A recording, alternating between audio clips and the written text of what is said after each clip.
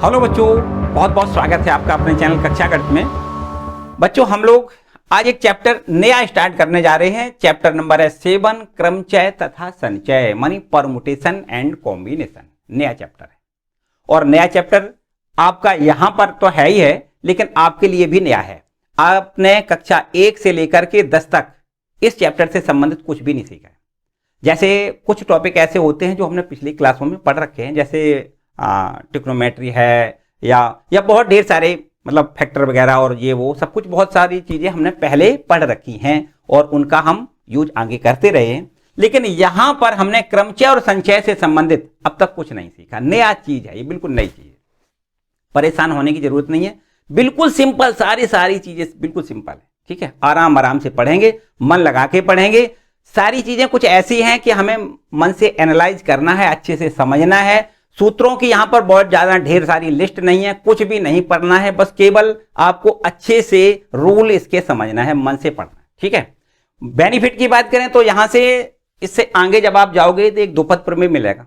द्विपद प्रमेय चैप्टर है, उसमें बहुत बड़ा इसका यूज है। एक आपको प्रयाक्ता मिलेगा, है ना, प्रयाक्ता, है ना, उसमें भी इसका बहुत बड़ा यूज है। तो यूज बहुत ज्यादा है। और इसके बाद बात करें अगर आगे वाली जिसके लिए हम लोग पढ़ रहे हैं, काहे के लिए पढ़ रहे हैं भैया, कि हमें किसी कंपटीशन में क्वालिफाई बढ़िया तरीके से करना है, हमें कुछ बनना है, तो वहां पर जब कंपटीशन की बात करेंगे तो कंपटीशन में बहुत ज्यादा इससे क्वेश्चन आते हैं। बड़ी मन से पढ़ना है, इसलिए क्योंकि हम तो सब कुछ वही कर रहे हैं जो हमें कंपटीशन में करना है ना।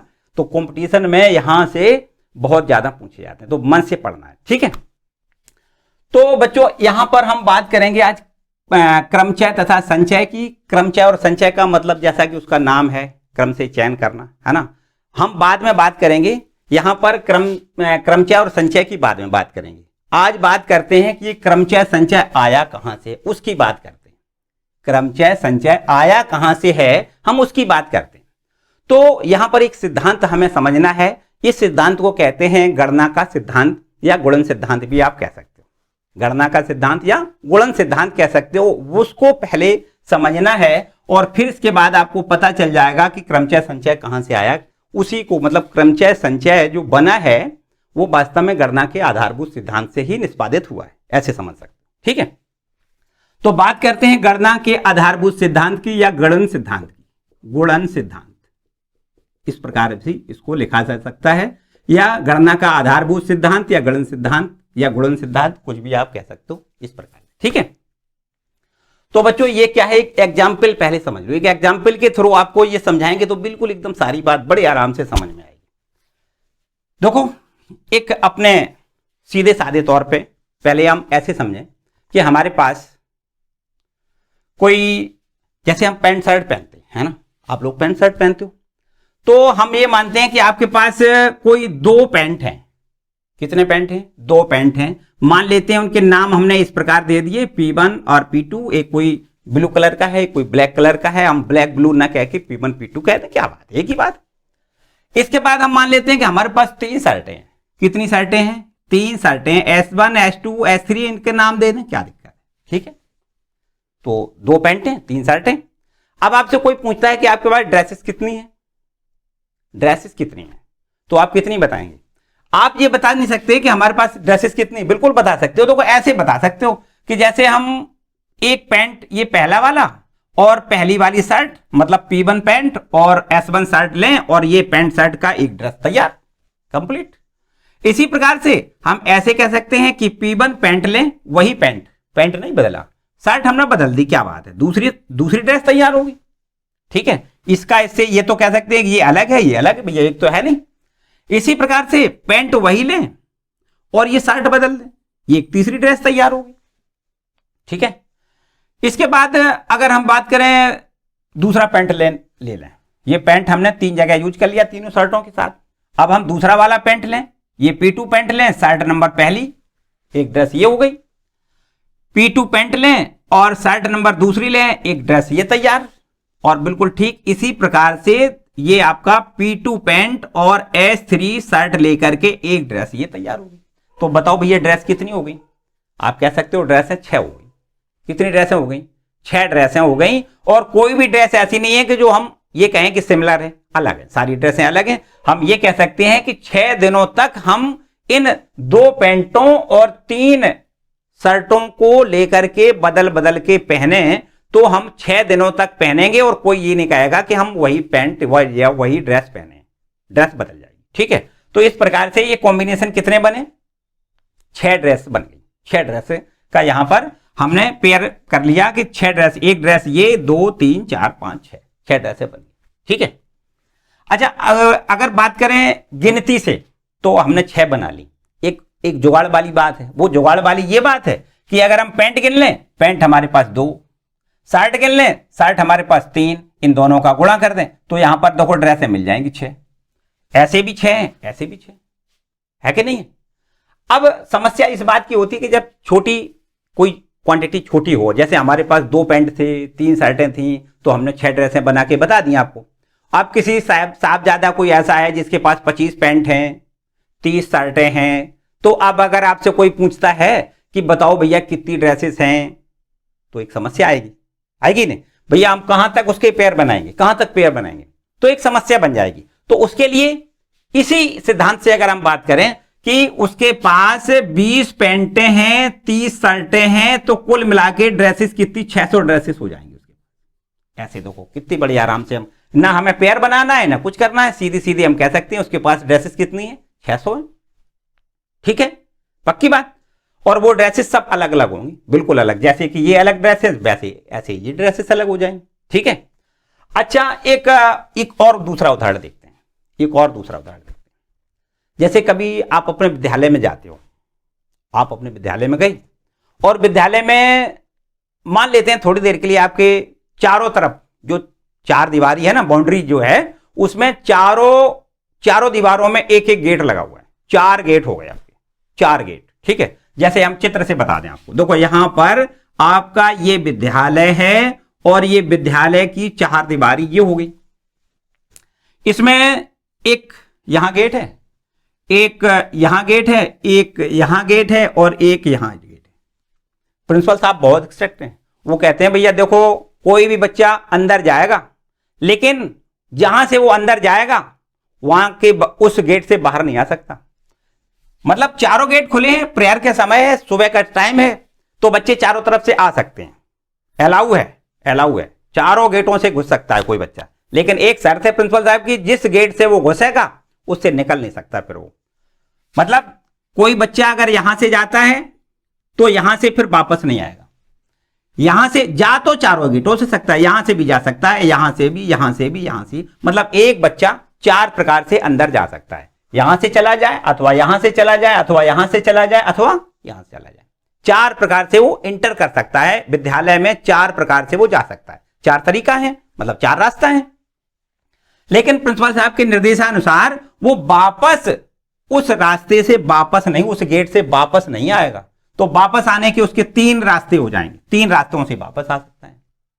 तो कोई विद्यार्थी विद्यालय में अंदर जाके और जब वो बाहर आएगा तो उसके जाने, विद्यालय में अंदर जाने तथा बाहर निकलने की कुल प्रकार कितने हो जाएंगे? तो आप कहोगे जाने के प्रकार 4, अंदर जाने की, किसी भी विद्यार्थी के अंदर जाने के प्रकार 4 हो जाएंगे, और उसके बाहर निकलने के प्रकार कितने हो जाएंगे? 3 हो जाएंगे। तो अंदर जाकर जब वो बाहर निकलेगा तो कुल 12 प्रकार से वो अंदर जाके बाहर निकल सकता है, 12 प्रकार से। 4 तिया 12, अंदर जाने के 4 प्रकार, बाहर निकलने के 3 प्रकार, तो अंदर जाके बाहर निकलने के कुल प्रकार कितने हो जाएंगे? 12 प्रकार हो जाएंगे।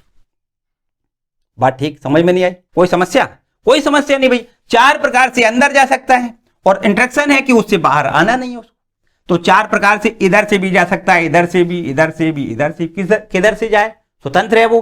तो 4 प्रकार से वो अंदर जा सकता है। लेकिन ये यहां पर ये शर्त है कि भैया उसको जिससे वो गया है उससे वापस नहीं आना है। तो इसका मतलब वहां से वापस नहीं आएगा, तो इसका मतलब इन 3 से वापस आएगा। अगर वो यहां से जाएगा तो 3 से वापस लौट सकता है। तो जाने के प्रकार 3 और वापस निकलने के प्रकार, जाने के प्रकार 4 और वापस निकलने के प्रकार 3। तो अंदर जाकर जब वो बाहर निकलेगा तो कुल कितने प्रकार से ऐसा हो सकता है? 12 प्रकार से ऐसा हो सकता है कि अंदर जाए और बाहर निकले। तो अंदर जाके बाहर निकलने के कुल प्रकार कितने होंगे? 12 प्रकार होंगे। कोई समस्या नहीं, सीधी बात है। अच्छा, एक और उदाहरण देखो, एक सीधा साधा उदाहरण। जैसे ये हमारा चश्मा है, ये चश्मा हमारा टूट जाता है, मान लो इसमें कितने पेयर हैं? 1 2, 2 चश्मे हैं ना, 2 लेंस है ना, 2 ग्लास इसमें पड़े हुए, और हमने कहा कि ये हमें इसके लेंस बदलवाने हैं। क्या करना है? लेंस बदलवाने हैं, ठीक है। घिस पिट गया, बेकार हो गया, खत्म हो गया। अब हम डॉक्टर के पास गए और हमने कहा कि सर हमारा ये लेंस जो है ना, ये हमारे खराब हो गए हैं, इसको बदल दो। उन्होंने कहा बिल्कुल बदल देंगे, क्या बात है। अब लेंस का एक डिब्बा होता है, उसमें 5 लेंस रखे हैं, सपोज कर लेते हैं 5 लेंस रखे हुए, ठीक है। और वो 5 लेंस डॉक्टर मेरे सामने उसने रख दिया कि भाई बताओ इसमें से लेंस डाल देते हैं आप क्या? हमने कहा बिल्कुल डाल दो। तो अब ये बताओ कि ये हमारा चश्मा, दोनों लेंस इसमें पड़ने हैं, कितने प्रकार से वो डाल सकता है? आपसे हम ये जानना चाहते हैं कि उसमें लेंस वो कितने प्रकार से डाल सकता है। देखिए बिल्कुल सरल बात, समझना है आपको। देखो हम चित्र से बता देते हैं। मान लेते हैं कि हमारे पास ये जो चश्मा है ना, ये चश्मा है, एक मान लो ये ग्लास है इसका, एक ये ग्लास है, ठीक है, ये है ना, ये। तो इसमें क्या है कि ये वाला ग्लास पड़ना है, और उसके डॉक्टर के पास 5 लेंस हैं, केवल 5 लेंस हैं, 5 लेंस उसके डिब्बे में हैं। और उन 5 लेंसों से अगर हम इसके नाम दें कि लेंस नंबर 1 2 3 4 और 5, ये 5 लेंस उसके पास हैं, उनके नंबर हमने डाल दिए। अब इनमें से उसको यहां पर फिट करना है, इन लेंसों को फिट करना है।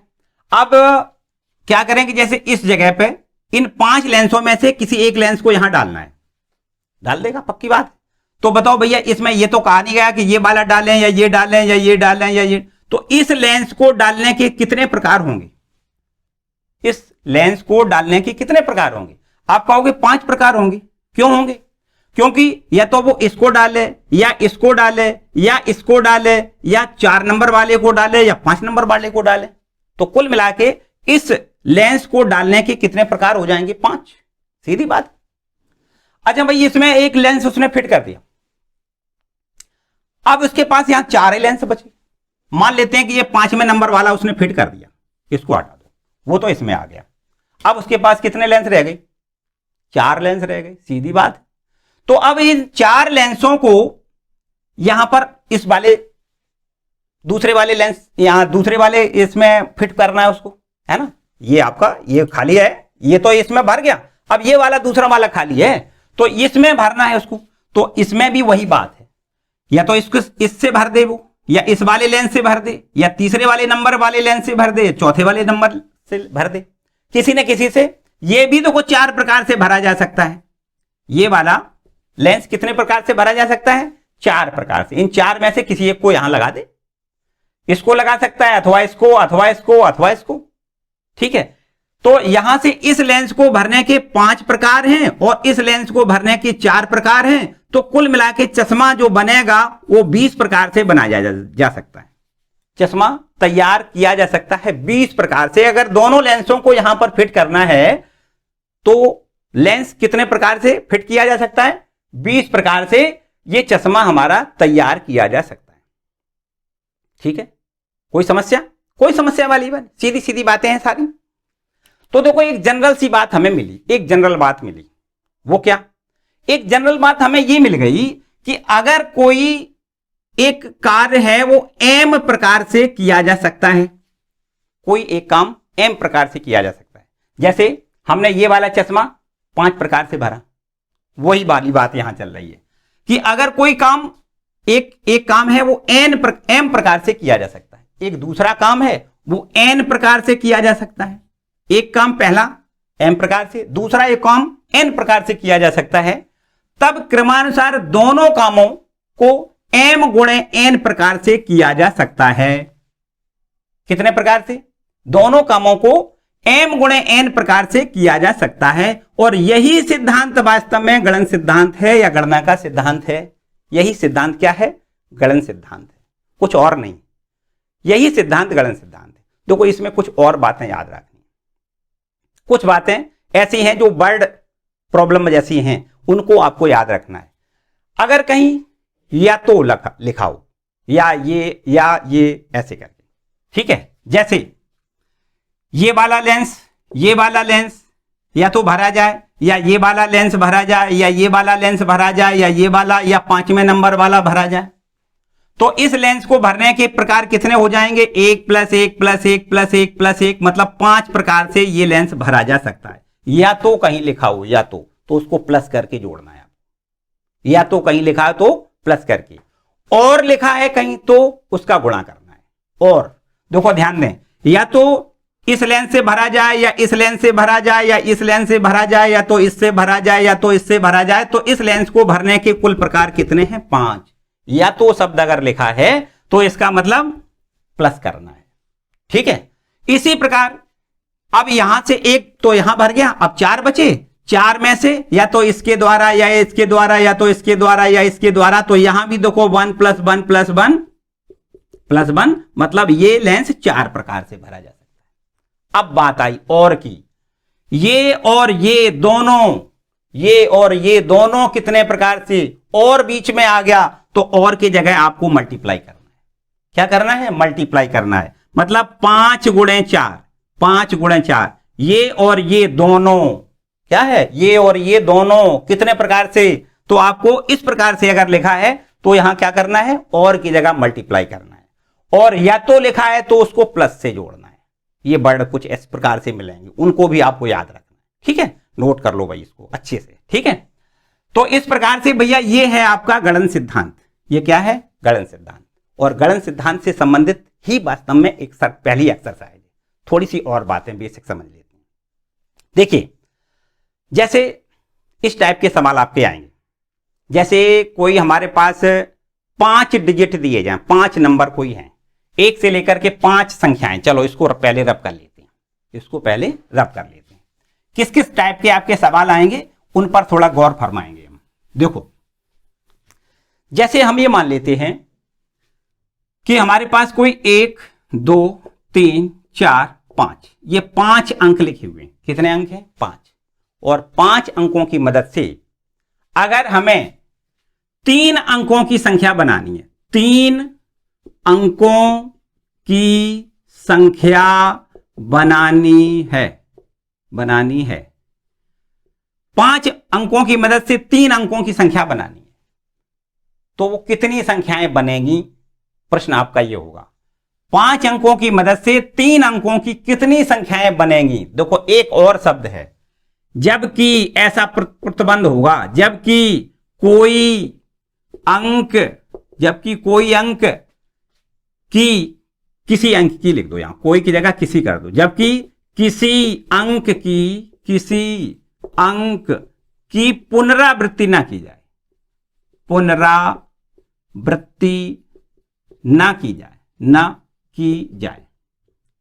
बात समझो, किसी भी अंक को दोहराया ना जाए, एक अंक एक ही बार, रिपीटिंग अलाउ नहीं है, ऐसे समझो, ठीक है। यहां पर इस बात को समझना है, हमें 5 अंकों की मदद से 3 अंकों की संख्या बनानी है, जबकि किसी अंक की पुनरावृत्ति अलाउ नहीं है, किसी भी अंक को अदल बदल के दोबारा नहीं यूज कर सकते हैं। तो देखो ऐसे समझ सकते हो, 3 अंकों की जब संख्या बनाते हैं तो यहां पर इकाई, दहाई, सैकड़ा 3 स्थान होते हैं, आपको पता है ना, पता है आपको। तो देखो ऐसे समझो, एक आपका ये स्थान है, एक ये है, एक ये है, 3 स्थान आपके ये हो गए, ठीक है। यहां इसको हम कह सकते हैं इकाई, इसको कह सकते हैं दहाई, इसको कह सकते हैं सैकड़ा, ऐसा ही तो है। अब यहां से देखो ध्यान दें, यहां से हम स्टार्ट करते हैं, 1 2 3 4 5 अंकों को हमें देखो यहां पर भरना है। अब बताओ ये सैकड़े का स्थान कितने प्रकार से भरा जा सकता है? तो आप कहोगे सैकड़े का स्थान 5 प्रकार से भरा जा सकता है। कितने प्रकार से? क्यों भैया, क्यों भरा जा सकता है? क्योंकि पहला स्थान भी, पहले एक अंक से भी ये स्थान भरा जा सकता है, अथवा दूसरे स्थान से भी ये अंक भरा जा सकता है, अथवा तीसरे 3 से भी ये अंक भरा जा सकता है, ये स्थान भरा जा सकता है, 4 अंक से भी ये स्थान भरा जा सकता है, और 5 अंक से भी ये स्थान भरा जा सकता है। अर्थात इस स्थान को, सैकड़े वाले स्थान को भरने के कितने प्रकार हैं? 5। कितने प्रकार हैं? 5। इसके बाद देखो यहां पर, इसके बाद जब अब शर्त है कि रिपीटिंग अलाउ नहीं है, मतलब जो अंक यहां भर गया उसको अब यहां नहीं हमें यूज करना है। मान लेते हैं थोड़ी देर के लिए एक इसमें से कोई अंक जो भर गया वो 1 है, 1 यहां भर गया, तो अब भैया कितने बचे? 4 अंक बचे। तो 4 अंक यहां भरने हैं और वही बिल्कुल प्रोसेस है। 4 अंक यहां भरने के लिए क्या है, या तो इससे भर दें, या तो इससे भर दें, या तो इससे भर दें, या तो इससे भर दें। तो इस अंक को भरने के कितने प्रकार हो जाएंगे? 4 प्रकार हो जाएंगे। इस अंक को भरने के 4 प्रकार हो जाएंगे। इसी प्रकार अब जो एक अंक यहां भर गया था, 1 यहां भर गया भैया, अब बचे 3, और 3 अंकों में से इस अंक को भरना है, तो या तो इस अंक से भर दे, या इससे, या इससे, मतलब इसको 3 प्रकार से भरा जा सकता है। अभी थोड़ी देर पहले हमने एक बात बताई थी, या तो बताई थी, याद है? पक्की बात। तो हमने ये बताया था कि ये अंक 5 प्रकार से भर सकता है, मतलब या तो इससे, या तो इससे, या तो इससे, या इससे, या तो इससे, मतलब कितने प्रकार से? 5 प्रकार। ठीक है, तो ये वाला अंक 5 प्रकार से भरा जा सकता है। अब बात रही यहां पर एक भर गया, अब इसकी बात आई, ये कितने प्रकार से? ये 4 प्रकार से। कैसे? या तो इससे, या तो इससे, या तो इससे, या तो इससे, मतलब 1 1 1 1 4 हो गया। 4 प्रकार से ये भरा जा सकता है। इसी प्रकार देखो अब बचे यहां पर 3 अंक, तो या तो इससे, या तो इससे, या तो इससे, 1 1 1, मतलब 1 + 1 + 1, ये 3 प्रकार से भरा जा सकता है। तो अब ये 5 प्रकार से, और ये 4 प्रकार से, और ये 3 प्रकार से, तो कुल प्रकार कितने हो गए? हमने बताया कि और लिखा हो तो मल्टीप्लाई करना है, तो कुल अंक, मतलब जो हमें क्या मिले? कुल संख्याएं मिली। कुल संख्याएं कितनी मिली? कुल कितनी संख्याएं बनानी हैं, कुल कितनी संख्याएं बन सकती हैं, तो कुल संख्याएं बराबर कितनी हो जाएंगी? कुल संख्याएं बराबर हो जाएंगी 5 × 4 × 3। वही बात गणना का आधारभूत सिद्धांत, अभी हमने बताया क्या करना होता है? गुणा करना है। तो 5 को 20 दिया 60 संख्याएं बन सकती हैं इस प्रकार से। क्लियर बात है? इस प्रकार के आपके सवाल आएंगे। देखो बच्चों, एक यहां पर इसी प्रश्न के साथ अगर थोड़ी सी बात बदल दी जाए तो आपका प्रश्न बदल जाएगा। अगर ये यहां देखो, जबकि किसी अंक की पुनरावृत्ति ना हो, इसके जगह पर अगर ऐसा लिखा हो, जब अंकों की पुनरावृत्ति जब अंकों की पुनरावृत्ति की अनुमति हो, मतलब पुनरावृत्ति की अनुमति हो का मतलब पुनरावृत्ति, अंकों की पुनरावृत्ति की जा सकती हो। मतलब अंकों को, जैसे हम यहां पर जो अंक हमने लिख दिया, उस अंक को यहां भी लिखा जा सकता है, उस अंक को यहां भी लिखा जा सकता है। अगर अंकों की पुनरावृत्ति अलाउ है, मतलब अंकों को, उसी अंक को फिर से दोबारा उपयोग में लाया जा सकता हो, तो संख्याएं कितनी बन सकती हैं? देखो ध्यान दें, इस अंक को कितने प्रकार से भर सकते हो? आप कहोगे 5 प्रकार से। 5 प्रकार से। इस अंक को, इसको भी 5 प्रकार से। क्यों? क्योंकि जो इसमें अंक हमने यूज कर लिया है वो भी इसमें यूज कर सकते हैं। तो यहां इसका मतलब इस अंक को भरने के भी तरीके 5 ही होंगे, और इसी प्रकार इस स्थान, इकाई के स्थान को भरने के भी 5 प्रकार होंगे। तो कुल प्रकार कितने हो जाएंगे? 5 × 5 × 5, या इसको हम कहें 5 का क्यूब, मतलब 5 पंचे 25, पंचे 125। 125 प्रकार से 125 संख्याएं बन सकती हैं। कितनी संख्याएं बन सकती हैं? 125। कब? तब जबकि अंकों की पुनरावृत्ति अलाउ हो, मतलब अनुमति हो, उस अंक को बार बार दोहराया जा सके, तब कुल अंकों की संख्या कितनी हो जाएगी? 125। ठीक है, अंकों की संख्या, कुल अंकों की संख्या बराबर कितनी हो जाएगी? 125। ठीक है, क्लियर बात? चलो ये बात भी भैया नोट करें, अच्छे से मन से पढ़ेंगे। ठीक है, मेरे ख्याल से सारी समस्या एकदम आसान सी समस्या है, कोई वैसी नहीं है। अच्छा, अब थोड़ी सी एक और आ, जैसे हम ये माने कि है तो सब कुछ वही, जैसे मान लेते हैं कि हमारे पास कोई अल्फाबेट दिए जाए, अल्फाबेट दिए जाएं। मान लेते हैं अल्फाबेट हमारे पास, चलो इसको रब कर देते भाई, स्क्रीनशॉट ले लिया करो, है ना, इसको या नोट कर लें जैसा कुछ करना चाहो। अब हम ये मानते हैं कि हमारे पास कोई अल्फाबेट ABCD 4 अल्फाबेट है तो वही चीज, कोई 4 अल्फाबेट ABCD 4 अल्फाबेट हमने ले लिए ABCD, और इन 4 अल्फाबेट की मदद से हम 4 अक्षरों की मदद से हम 3 अक्षरों के कोई शब्द बनाना चाहते हैं, 3 अक्षरों के शब्द बनाना चाहते हैं। कितने के?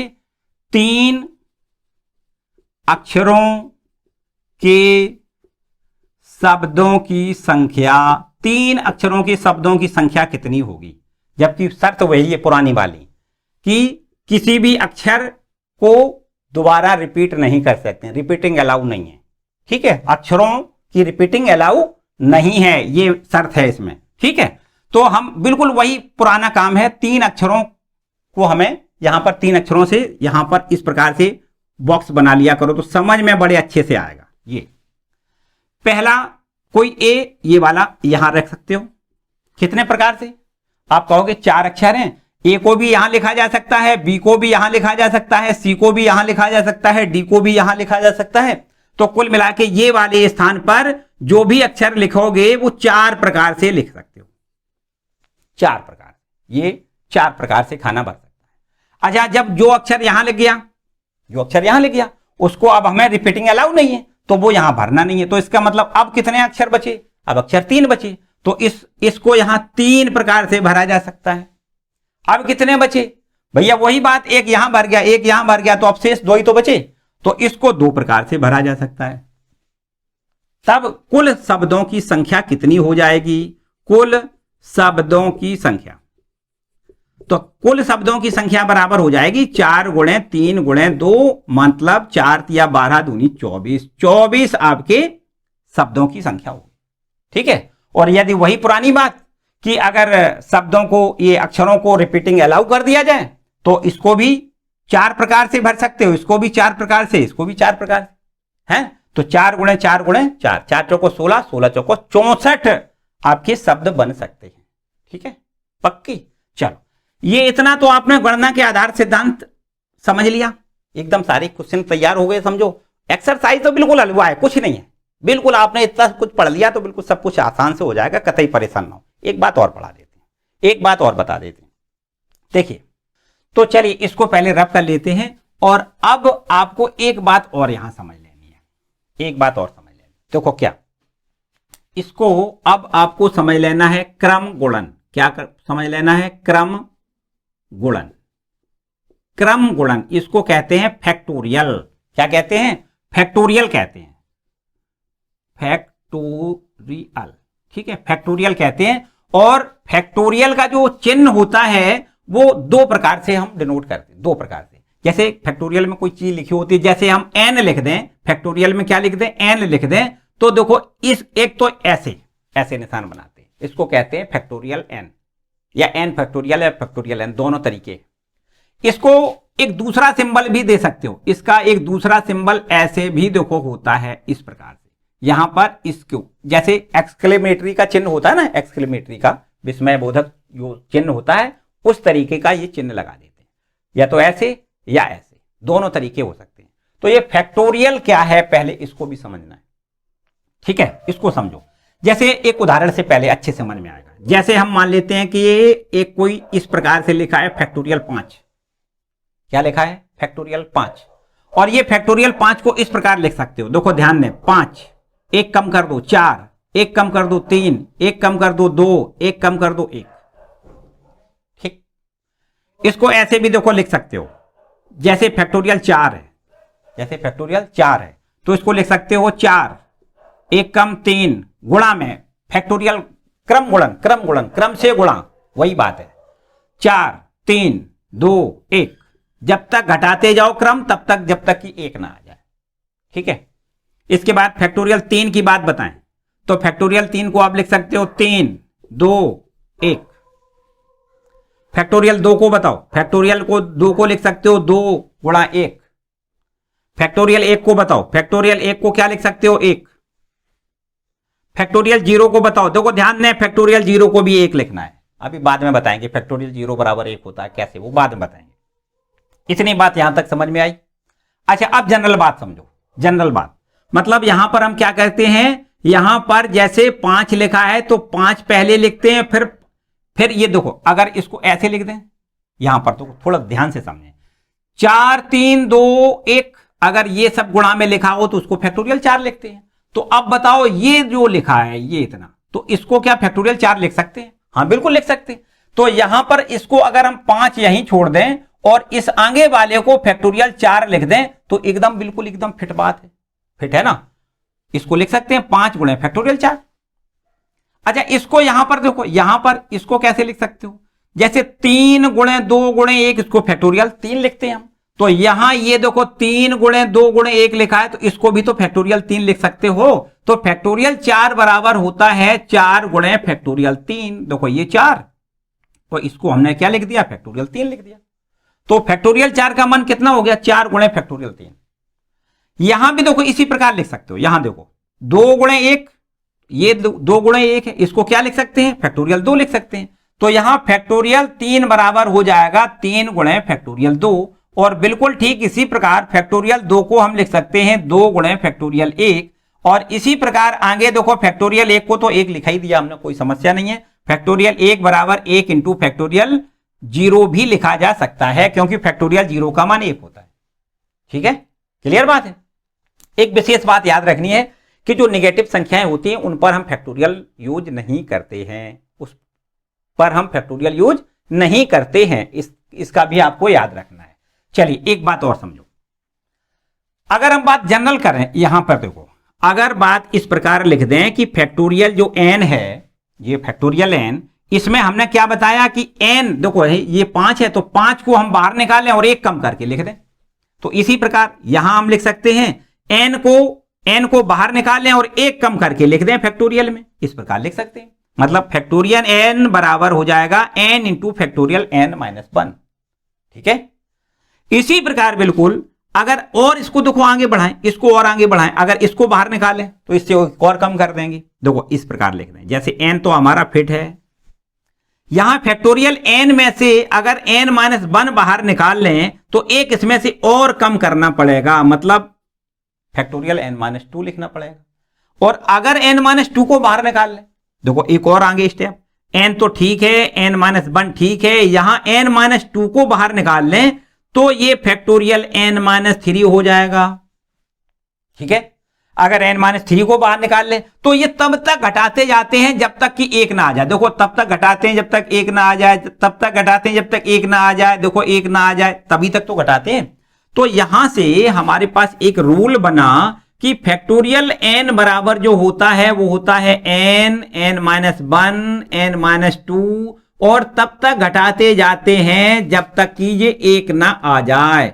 मतलब यहां 1 होगा, यहां 2 होगा, यहां 3 होगा, मतलब देखो यहां 2 है, 2 में से 1 घटाओ तभी तो 1 बचेगा, ये 3 है, 3 में से 1 घटाओ तो 2 बचेगा। मतलब कुल मिला के हम छोटा गुणनखंड 1 1 घटाते हुए चले जाते हैं और तब तक जब तक कि अंत में 1 ना आ जाए।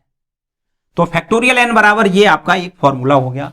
फैक्टोरियल n बराबर होता है n माइनस 1, n माइनस 2, इस प्रकार। ठीक है, कुछ इसके छोटे छोटे से इसमें सवाल हैं, जैसे आपसे कोई कहता है, जैसे ये तो आपको यहां हमने लिख के बताई दी है कि फैक्टोरियल 5 का मान कितना होता है, तो आपको कहना है फैक्टोरियल 5 बराबर 5 गुणे 4 गुणे 3 गुणे 2 गुणे 1, मतलब इसका सबका गुणा करके हम कह सकते हैं फैक्टोरियल 5 की वैल्यू हमें ज्ञात हो जाएगी। इसी प्रकार फैक्टोरियल 4 का मतलब 4 तिया 12 दूनी 24 एकम 24, मतलब फैक्टोरियल 4 का मान 24 होता है। फैक्टोरियल 3 का मान 3 दूनी 6 एकम 6, फैक्टोरियल 3 का मान 6 होता है। फैक्टोरियल 2 का मान 2 होता है, फैक्टोरियल 1 का मान 1 होता है, फैक्टोरियल 0 का मान 1 होता है। ठीक है, अच्छा कभी क्वेश्चन इस प्रकार के आ जाएं, जैसे हम ये मानते हैं कि हमारे पास एक कोई क्वेश्चन हो कि फैक्टोरियल 5 लिखा है और नीचे बटे में 4 लिखा है, तो इसको कैसे सॉल्व करोगे? फैक्टोरियल 5 और बटे में नीचे क्या लिखा है, 4 लिखा है, तो इसको कैसे सॉल्व करोगे? वही तरीका, बिल्कुल आसान। क्या करना है, फैक्टोरियल 5 को हम 5 से बाहर, फैक्टोरियल से बाहर निकालें 5, और यहां क्या बचेगा 4, और यदि 4 को भी बाहर निकाल लें, 4 को भी हम बाहर निकाल लें तो क्या बचेगा, फैक्टोरियल 3 बचेगा। और नीचे बटे में लिखा है 4 ये, तो इस 4 से इस 4 को काट सकते हो, आंसर आपका आ जाएगा 5 फैक्टोरियल 3, 5 इंटू फैक्टोरियल 3, इस प्रकार।